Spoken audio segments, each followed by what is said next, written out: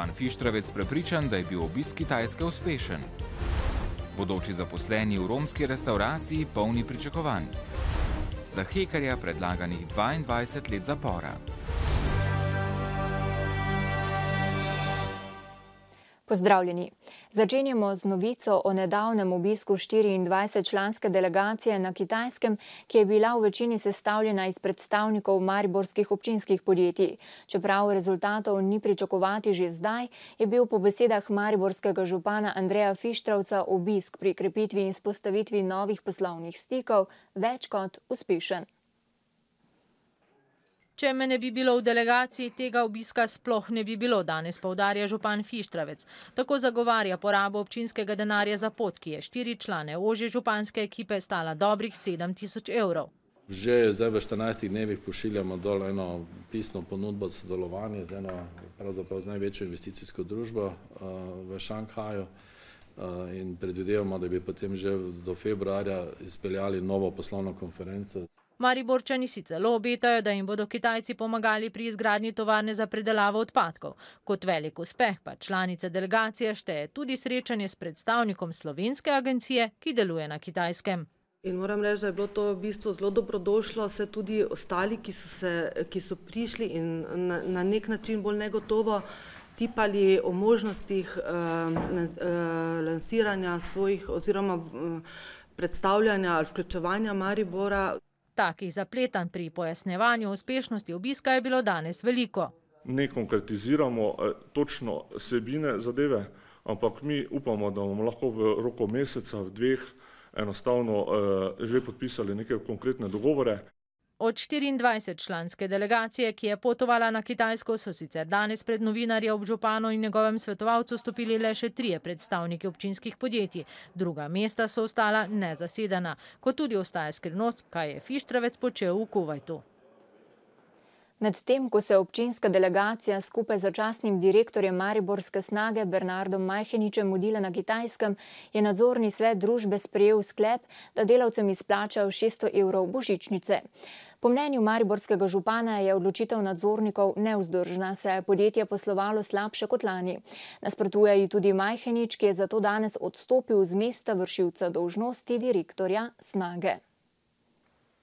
Da je Majheničev odstop posledica sprejetega sklepa nadzornikov o izplačilu božičnice, ni dvoma. Saj kot pravi, so s tem preprečili izvedbo reorganizacije podjetja in mu povzročili škodo. Jaz sem sam prosil predsednico nadzornega sveta, da za tem sklepom počaka, da pride mnenje inštituta za revizijo iz Ljubljane, da bomo lahko ocenili poslovni rezultat snage konec leta in bi se potem pogovarjali o božičnici. Poročilo pa še zdaleč ne kaže na to, da bi bili rezultati poslovanja tako dobri, kot so bili lani. Glede na to, da snaga ima grehe iz preteklosti glede preveč zaračunane okoljske dajatve. Prva nadzornica sveta pa vodstvo podjetja nas o tem ni obvestilo. Sklep o izplačilu božičnice je temeljil na informacijah, ki so jih nadzorniki na sejah imeli. Ti podatki finančni so kazali dobro finančno kondicijo podjetja in ravno na osnovi tega se je potem nadzorni svet odločil in sprejel sklep, ki je bil identičen prejšnjemu sklepu oziroma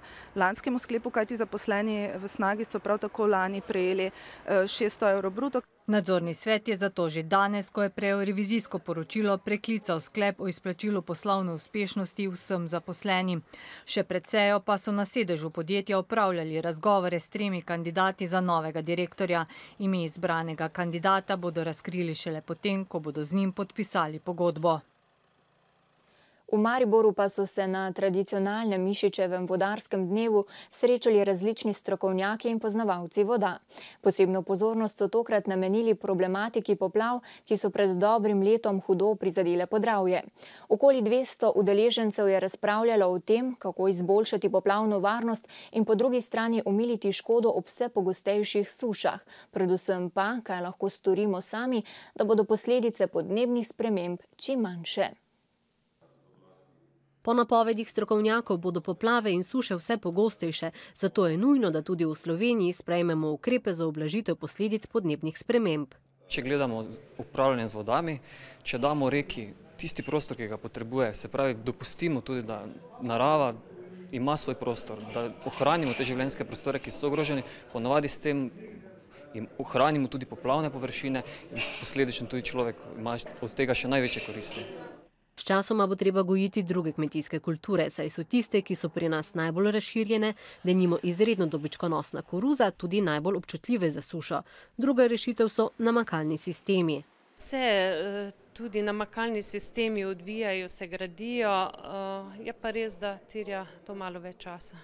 Za postavitev zbiralnikov oziroma namakalnih sistemov je mogoče pridobiti tudi evropska sredstva. Hkrati so na posvetu predstavili ugotovitve dveh posebnih ločenih komisij, slovenske in avstrijske, ki sta preučevali vzroke lanskih katastrofalnih poplav in prišli do zelo podobnega sklepa. Ugotovili so torej dokaj praktično do istega rezultata, da je z upravljanjem z avstrijskimi objekti prišlo do povečanja pretoka za cirka 700 kubičnih metrov na sekundo. Tako da nedvomno je ta rezultat pokazal, da je tudi upravljanje z energetskimi objekti bilo tisto, ki ne da bi zmanjšalo visokih vodarave, ampak jih je celo povečalo. A krivda ni le na avstrijski strani. Razsežnost lanskih poplav je tudi posledica gradnje na zato neprimernih lokacijah, še opozarjajo udeleženci Mišičevega vodarskega dne. Na Mariborski fakulteti za kmetijstvo pa so se danes začeli Lombergarjevi dnevi. Prvi dan so strokovnjaki in kmetje namenili zelenjadarstvu. Ta kmetijska dejavnost se, potem ko je zadnjih 20 let nazadovala, ponovno razvija. Zdaj namreč pridelamo dobro četrtino zelenjave, ki jo potrebujemo za lastno porabo. Cilj pa je dvigniti raven samooskrbe na 70% delež. Jutri in pojutrišnjem bodo o razmerah in novostih v svojih panogah razpravljali še vinogradniki in sadjarji. Na Gorkega ulici v Mariboru pa se bo čez slabe 3 mesece odprla prva romska restauracija v Sloveniji in tudi Evropi. Po začetnem nasprotovanju krajanov se projekt socialnega podjetništva nadaljuje. Do uradnega odprtja pa jih čaka še veliko dela, saj morajo najprej prenoviti dotrajane prostore. Spodbudno pa je, da se lahko dela v romski gostilni veseli še več Romov, ki se zadnje tedne dodatno izobražujejo za gostinske poklice. Ali je 15 let delal v kovinarski industriji, a je zaradi stečajev ostal brez zaposlitve. Sem končal za natakarja, tudi za kuhara sem naredil šolo, imam pa srednjo šolo, tudi srednjo kovinarsko šolo končano. Službe v romski gostilni se neizmerno veseli.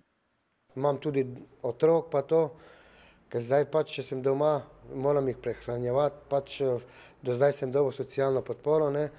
Meni je težko to, vem, da eni pravijo, da izkoriščam državo, da ne bi Romi nimajo rad delati, pa to samo doma sedijo, pa lenarijo. Iz prvotne številke 5 nameravamo zaposliti 10, ki bodo financirani z strani Zavoda za zaposlovanje. Kadrije, ki preživlja 6 otrok, pa bo zaposlena prvič v življenju. Vsi želijo delati, da se izdržijo družino. S pripravo tradicionalnih romskih jedi ne bo imela težav. Pača, to je juha, piščancija juha je to, pa še ostali začimbe, ko damo. Vodja romske restauracije se zaveda, da bodo morali prepričati predvsem lokalno prebivalstvo še s čim drugim kot le z okusno hrano. Da bomo spoštovali hišni red, marsikaj do 10, da bo to, ko imenuje, da bo hrupa. Mi se zavedamo pred 10, da bo tako mir, kateri, kak jaz želim mir, tudi prebivalce okolice teh lokala. Najprej pa je treba prostore urediti, zaradi spomeniške zaščite so pri tem precej omejeni. Obnovili bom samo instalacije, to, kar je nujno potrebno za zagon gostilne in kar se nam zdi zelo potrebno, je tudi nabava oziroma obnova oken. Evropski denar za delovanje imajo zagotovljen do leta 2015, do takrat pa bi morala romska gostilna, seveda s primernimi cenami in dobro ponudbo, že samostojno delovati. Sedaj pa k drugim temam. Do konca decembra morajo vsi starši otrok v vrtcu oddati vloge za znižano plačilo vrtca za prihodnje leto. Pravico lahko uveljavljajo starši za otroke, ki so vključeni v javne ali zasebne vrtce s koncesijo, ter zasebne vrtce, ki se financirajo iz občinskega proračuna. Vloge je treba oddati na pristojnem centru za socialno delo osebno ali po pošti. Obrazec za uveljavitev pravic iz javnih sredstev je dostopen v knjigarnah in na spletu. Na okrožnem sodišču v Mariboru pa se je danes začelo sojenje hekerju Sebastjanu Mihelčiču. Tožilstvo mu očita, da je konec lanskega leta z računalniškimi virusi preko elektronske pošte vdrl v računalnike 34 pravnih oseb in samostojnih podjetnikov, ter z njihovih računov prenakazal skoraj 2 milijona evrov. Tožilec predlaga 22 let zaporne kazni, Mihelčič pa se je danes izrekel za nedolžnega. Obramba bo svoj zagovor podala prihodnji petek. Kriminalisti pa že od jutranjih ur izvajajo 22 hišnih preiskav na različnih lokacijah v Ljubljani, Novi Gorici in Mariboru. V predkazenskem postopku obravnavajo 20 osumljencev zaradi neupravičene proizvodnje in prometa s prepovedanimi drogami, nedovoljenimi snovmi v športu in predhodnimi sestavinami za izdelavo drog. Poglejmo še druge domače novice. Premierka Alenka Bratušek z delegacijo nadaljuje dvodnevni uradni obisk v Parizu. Dopoldne je potekala investicijska konferenca, na kateri je slovenska stran predstavnikom Združenja francoskih podjetij predstavila razmere v Sloveniji, privatizacijske načrte in možnosti za investiranje. Francoskih podjetij je bilo več, kot so pričakovali, zanimale pa so jih med drugim banke, letališče in sodelovanje z Darsom. Minister za infrastrukturo iz vrst Državljanske liste Samo Omerzel, ki je v središču pozornosti zaradi poslov svojega podjetja z Darsom, uživa polno podporo poslanske skupine in izvršnega odbora stranke. Na to so se danes že odzvale nekatere opozicijske in koalicijske stranke. V Novi Sloveniji se odločitvi Državljanske liste čudijo in menijo, da bi moral minister odstopiti, sicer bodo podprli interpelacijo, ki jo napovedujejo v stranki SDS. Socialni demokrati pa upajo, da bo predsednica vlade odločno ukrepala. Če bodo interpelacije res prišlo, pravijo, da ministra ne bodo brezpogojno podprli. Omerzel pa je napovedal, da se ne bo vdal, saj da se ti napadi dogajajo z razlogom. Srečanje z Bratuškovo po njegovih besedah načrtujeta v petek. Predsednik Računskega sodišča Tomaž Vesel in generalni direktor policije Stanislav Veniger sta podpisala sporazum o še tesnejšem sodelovanju med Računskim sodiščem in policijo. Računsko sodišče je policiji ponudilo pomoč strokovnjakov pri izvajanju postopkov javnih naročil, koncesij, javno-zasebnih partnerstev in drugih oblik sodelovanja. Policija pa obljublja dodatna izobraževanja s področja pregona zlorab, prevar in drugih oblik korupcije. In kaj se dogaja v svetu kulture? Septembra je vodenje mariborske drame prevzel režiser Diego Debrea in na mesto umetniškega vodje nasledil Vilija Ravnjaka. Debrea priznava, da je drama v dobrem stanju, je pa treba še veliko postoriti in nadgraditi. Več o njegovi viziji drame in gledališča pa v naslednjem portretu. Diego Debrea je študiral primerjalno književnost in umetnostno zgodovino, kasneje še režijo. Vse do septembra letos je bil umetniški ustvarjalec na svobodi. Potem se je v letu IPK 2012 zgodil veliki briljantni valček.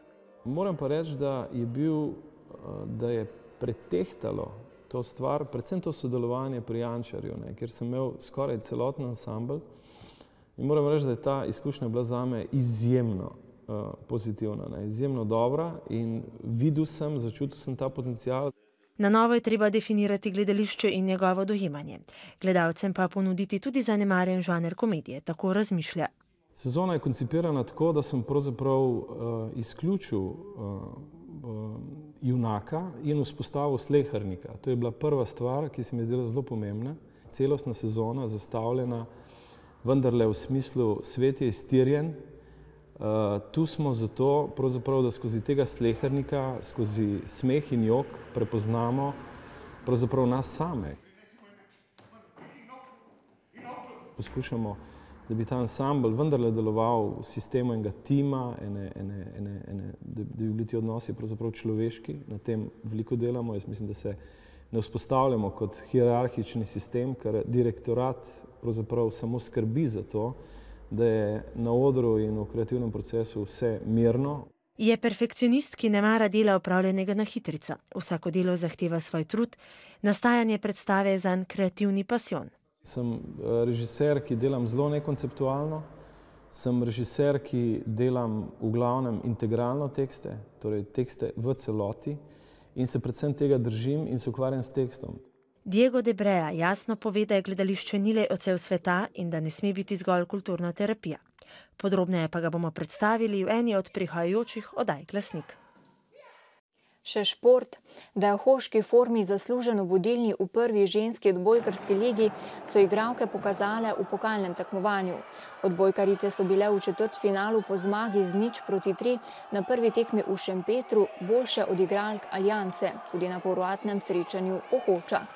Šempetrčanke so imele možnost za osvojitev niza v zadnji tretjini tekme, a je domačinkam uspelo prednost 5 točk izničiti in nato zmagati 27-25. Druge 3 polfinalistke bodo znane nocoj. Tudi v slovenskem košarkarskem pokalu se počasi bližajo zaključnemu turnirju. Na njem ima možnost zaigrati še 12 ekip, med njimi sta 2 mariborski. Od prvoligaški še ekipa, ki v tem tekmovanju nastopa pod imenom Dražen Petrovič. Gre za košarkarski klub Adeko iz prve ptujske amaterske lige. Vojnik, ki nastopa v 4. ligi, je obe tekmi izgubil. Na domačem srečanju za 15, v Mariboru pa 24 točk. Žreb za uvrstitev med 6 ekip, ki bodo igrale na zaključnem turnirju, bo jutri. Za boksarji, ki nastopajo v slovenskem ekipnem ligaškem prvenstvu, pa sta 2 turnirja od 6. Nazadnje so se zbrali v Rušah, kjer je bilo 14 dvobojev. Največ točk, 7, so zbrali tekmovalci mariborskega železničarskega kluba. Namen tovrstnega tekmovanja je, da udeleženci pridejo do izkušenj, ki si jih lahko pridobijo le v ringu. Tako kot na prvem turnirju v Slovenski Bistrici je bilo tudi v Rušah nekaj zelo izenačenih dvobojev. Ker pravila delijo nastopajoče po izkušnjah v 3 nivoje, v posameznih kategorijah ni veliko boksarjev. Zato so se nekateri udeleženci v slabem mesecu pomirili že drugič. Za mano so zdaj 3 dvoboje, to je 4. bil. Na državnem sem bil, to je bil, ko sem bil prvi. To so bile 2 tekmi, pa prejšnjo prvi krok lige, pa zdaj drugi krok. Na tekme se pripravljamo na treningih, imamo 3-krat na teden, pa še pol doma sam naredim parkrat. Tokrat je bilo kar 10 dvobojev v članski konkurenci. V kategoriji do 81 kg sta se udarila boksare iz Ljubljane. Borba je bila tako kar težka, naporna. 3x3 runde, fante dobro delo se zaperu. Imel močne udarce, te krošeje. Z borbo sem zadovoljen. Lahko rečem, mogoče še malo več pokazati, malo več kombinacij delati, mogoče kakšna leva, desna še povezati na trebu gor dol. Drugače pa ja, borba je kar bila za pohval, jaz sem zadovoljen. Tovrstno tekmovanje je v prvi vrsti namenjeno začetnikom, katerih je v slovenskih klubih največ. Tudi v klubu našega najboljšega boksarja vseh časov. Zavec je v Ruše pripeljal 2. Verjamem, da v prihodnosti bomo jih imeli vedno več oziroma delamo v tej smeri, vendar nikamor ne hitimo, zavedamo se, da kvaliteta raste s časom oziroma da je za to potreben čas, tako da v bistvu jaz menim, da v nekem kratkem času bo jih tudi nekaj več. Kar se pa tiče same lige, hvala Bogu, je spet šla na tiste stare tirnice. Na lestvico dobitnikov točk je vpisanih 17 klubov. Na vrhu je ptujski klub Ring, ki bo proti koncu decembra organizator 3. turnirja. Sledi ŽBK iz Maribora, 3. mesto pa si, tako kot po prvem turnirju, delita KO iz Ljubljane in Ljutomer. Pri mednarodnih novicah poročamo tudi o pripravah na božičkovo potovanje okoli sveta. Prej pa poglejmo, kaj sporoča ameriški predsednik. Ameriški predsednik Barack Obama je državljane pozval, naj jim začetne težave pri sklepanju zdravstvenih zavarovanj po novem zakonu ne vzamejo poguma. Dejal je, da so napake pri delovanju spletnih strani odpravljene in da se lahko sklepanje zdravstvenih zavarovanj nemoteno nadaljuje. Do zdaj naj bi bili odpravili kar 400 okvar programske opreme. Na spletno stran naj bi se lahko brez težav prijavilo do 50 000 ljudi, dnevno pa bi lahko zavarovanje sklenilo do 800 000 ljudi. Zunanji ministri članic Zveze NATO bodo danes nadaljevali zasedanje v Bruslju, v okviru katerega se bodo sestali z ruskim kolegom Sergejem Lavrovom. Zaveznice bodo na srečanju z Rusijo verjetno odprle vprašanje Ukrajine, potem ko so v torek ukrajinsko vlado in opozicijo pozvale k dialogu ter obsodile pretirano uporabo sile proti mirnim protestnikom, ki zahtevajo, da vlada podpiše pridružitveni sporazum z Evropsko unijo. V predmestju Bejruta so oboroženi neznanci ubili poveljnika šiitskega libanonskega gibanja Hezbolah Hasana Lakica. Hezbolah je odgovornost za smrt Lakisa, ki je bil tesen sodelavec vodje gibanja, pripisal Izraelu. Oblasti v Tel Avivu so vpletenost v napad zanikale. Iz Nigerije pa prihaja vest o neverjetnem preživetju. Skupina potapljačev je na tankerju, ki je potonil pred nigerijsko obalo, našle preživelega člana posadke. Moški je 30 metrov pod morsko gladino, brez hrane in v mrzli vodi, preživel kar 60 ur, dihal pa je s pomočjo zračnega mehurja. Nesreča se je sicer zgodila že maja, zdaj pa so v javnost prišli posnetki reševalne akcije. Ameriška vesoljska agencija NASA je z vesoljskim teleskopom Hubble odkrila sledove vode v atmosferah 5 planetov zunaj našega osončja. Gre sicer za šibke znake, sta pa odkritje potrdili 2 skupini znanstvenikov, so sporočili z NASA. O obstoju vode v ozračju nekaterih zunanjih planetov se je ugibalo že doslej, tokrat pa so znanstveniki lahko prvič zanesljivo izmerili in primerjali profile ter intenzivnost znakov obstoja vode v ozračjih teh planetov. V severnoameriškem poveljstvu obrambe zračnega prostora NORAD, ki vsako leto na božični večer spremlja božičkovo potovanje okoli sveta, so včeraj opravili vse potrebno, da bo pot dobrega moža tudi letos varna. V popolni pripravljenosti je tako posebej usposobljeno vojaško osebje, ki ima na voljo tehnološko dovršene pripomočke za sledenje in zagotavljanje varnosti. Upajmo, da bo božičkovo potovanje res varno. Takšna pa naj bo tudi nova smučarska sezona na Mariborskem Pohorju, ki se bo začela ta konec tedna. Vlečnice bodo zagnali že v soboto, in sicer Cojzrco, Ruško in vlečnico Areh. Letos so občutno nižje tudi cene smučarskih vozovnic. Za dnevno vozovnico bo za odrasle treba odšteti 10 evrov, za otroke pa 5. Na Mariborskem Pohorju bo brezplačno obratovala vlečnica Belvi. In kakšno bo vreme? Jutri bo pretežno jasno. Najnižje jutranje temperature bodo od -9 do -1, najvišje dnevne od 1 do 7 stopinj Celzija. V petek in soboto se bo nadaljevalo večinoma jasno vreme. Predvsem na severovzhodu bo občasno več oblačnosti. Sivo nebo pa bodo razsvetljevale praznične luči, ki so jih včeraj prižgali tudi v mariborskem mestnem jedru. Ves december bo na različnih prizoriščih potekal sejem unikatnih izdelkov, zvrstile se bodo številne prireditve in koncerti na prostem. Silvestrski ognjemet bo po napovedih sicer skromnejši kot prejšnja leta. Na mariborski mestni občini namreč pravijo, da bodo uprizorili socialno različico ognjemeta. Kakšna naj bi bila, pa ne želijo izdati, ker naj bi bilo to presenečenje. Spoštovani, to je bil današnji dnevnik in znova nasvidenje v večernih novicah ob 20.